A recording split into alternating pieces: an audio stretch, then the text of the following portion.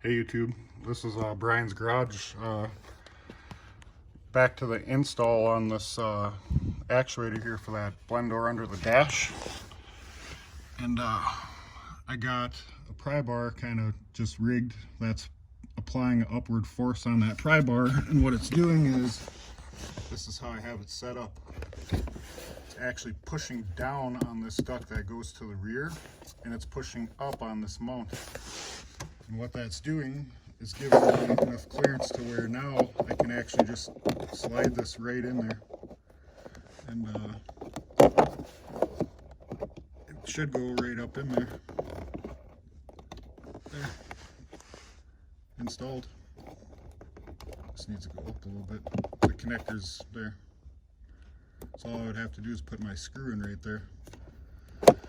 Now, I did have trouble. I mean, this will come in and out of there. Nothing's cracking, nothing's breaking. So, like I said, this connector wants to go home, so it keeps falling back into the position there. But I did have problems with actually putting the unit up in there because you can't turn it to get the clocking right. You see how it has that tooth missing on there? And that has the arrow pointing at it.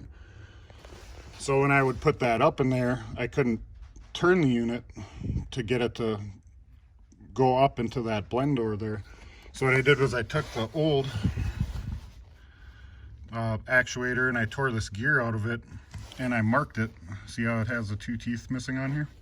I marked it, and when I stuck it up in there, it was off. So what I did was I turned that till the mark was facing the rear of the vehicle.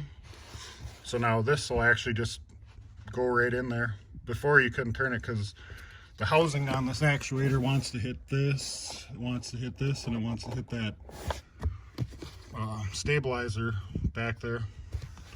So I mean, you can take this, and I'm doing this while holding a camera and using one hand makes it trickier, but now it's to the point where it just goes right up in there.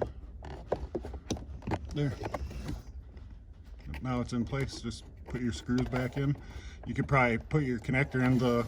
Having the connector plugged in, the force of the wires here might give you a little trouble moving it around because it's going to want to push that around, but